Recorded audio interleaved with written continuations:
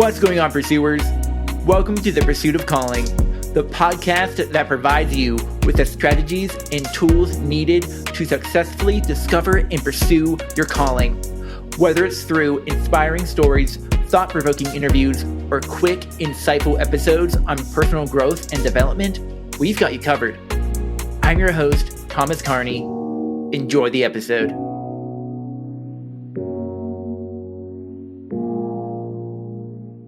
So recently, I've been being given a new opportunity to be a tech lead at my job. When I was first given this opportunity, I was nervous and excited because I didn't really know how or what it fully entailed of yet. I had a somewhat of an idea from just be working there for now almost 8 years, but I had I had a change in outlook on my job. It was no longer about how much can I get done today or how can I succeed personally. It's now about how can I set the team up for success today, this week, or this year. So that so that we can be the best that we can be for those that we're serving. For us, that's our end users. That's the people who use the applications and websites that we develop. It's the same when it comes to living in your calling. I've been a web and mobile app developer since November of 2017 with the same broadcast company. I haven't always been the best employee, for some good and for some bad reasons.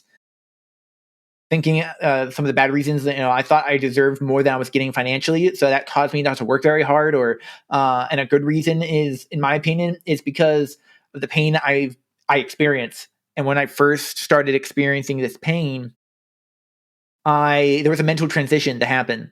There's some growth that needed to happen, and I didn't see my job as a priority at that time. Personally, I was more concerned about either getting out of pain or learning how to manage my pain than I was at honestly doing my job well.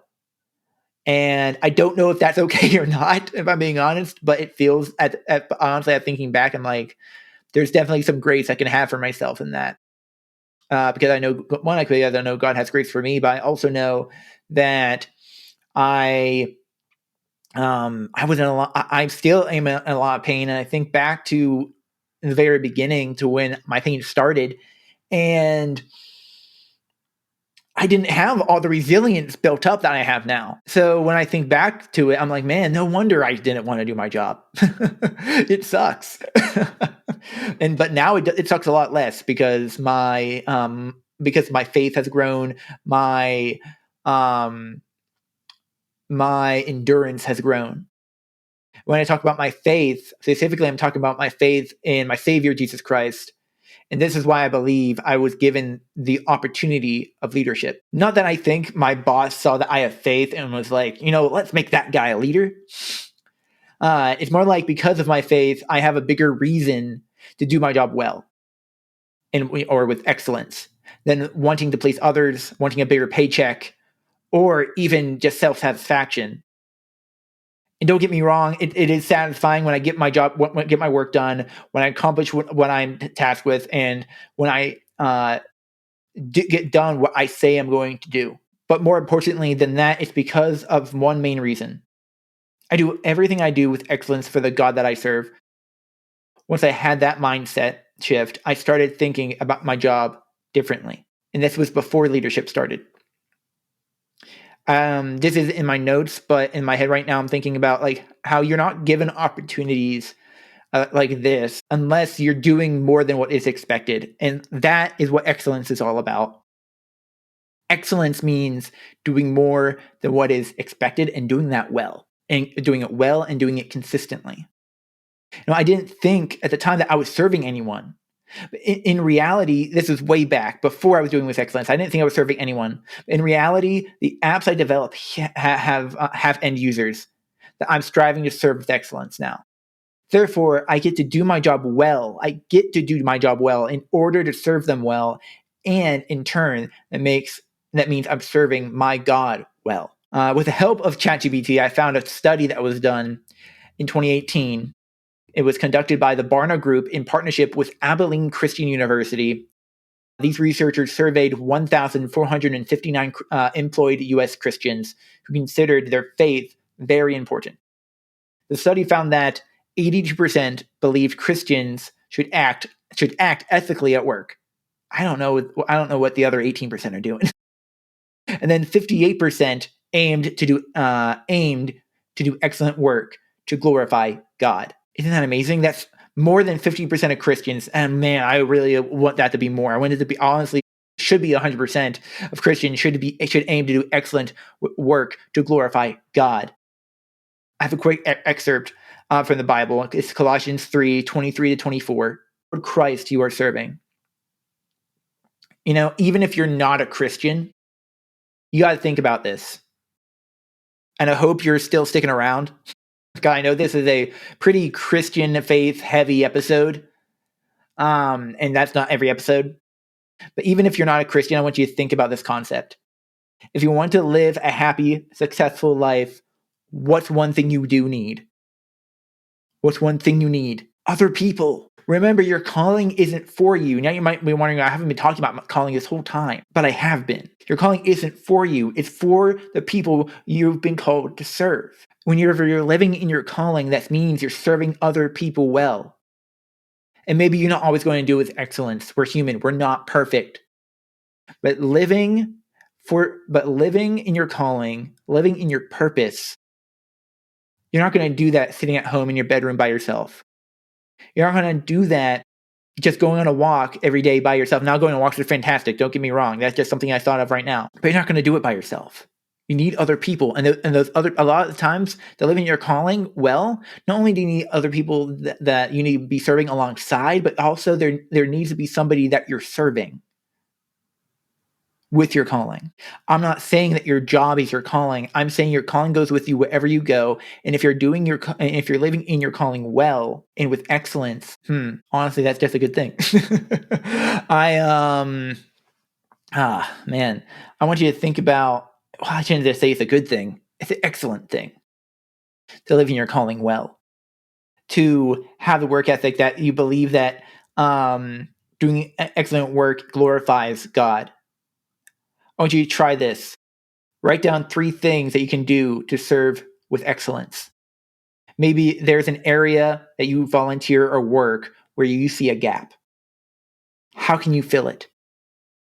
Maybe you're working toward a goal of starting a business or raising money for a cause that serves others.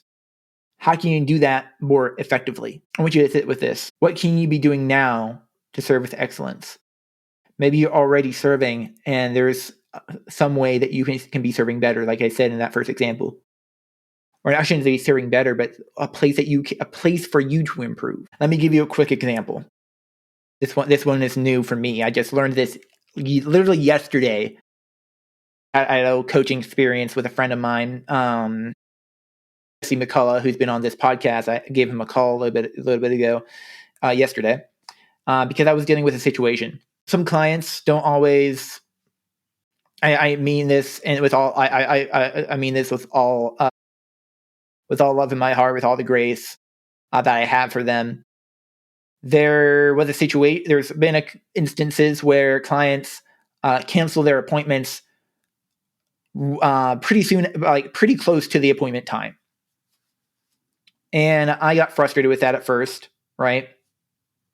And I was more thinking about what they can be doing better rather than what I can be doing better in order to serve them. That's something that Jesse helped me think about. He goes, you're putting all the weight on them, but what happens if you take some of that weight and put it on yourself? What could you be doing better? And what I came up with, now that they already get email reminders, but then there's the opportunity for me to manually send them text reminders. And just be like, hey, I just want to check in that you're ready to go tomorrow. Hey, I'm ready to go if you are. And that was a mindset shift I had to have in order to serve these people I've been called to serve well. Now, there are tools that will do this for me, but I want to do it first to see how effective it is. And also it's another opportunity for me to grow. So I just want you to think about that. How can you be serving with excellence? How can you have that mindset shift that what you're doing isn't for you, but it's for those you've been called to serve? I hope this episode made sense for you guys. I want you to kind of mull this stuff over. I've been guys, I really appreciate it if you would share this episode out.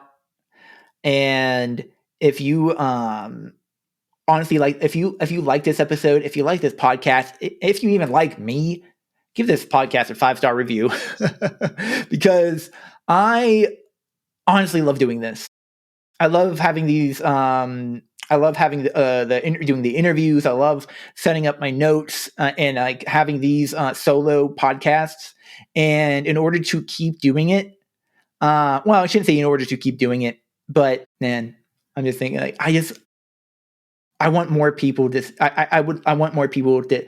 If you believe this is helpful, I just want more people to hear what is being said. If you believe it's helpful, and if it is, awesome. If you don't think it is, leave it a review. Leave me a review. Let me know. Leave a comment. Let me know.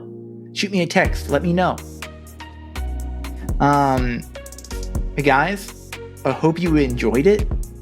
Thank you for listening. Share it out on Instagram, Facebook, wherever you listen to these, wherever you listen to podcasts. And real quick, if you're stuck in an area of your life, if you want to get from where you are to where you want to be, you can sign up for 3 free coaching sessions right now. So go ahead. There's going to be a link in the description of this episode, in the show notes. So go ahead, click the link, sign up for the next available slot, and I'll talk to you soon. All right.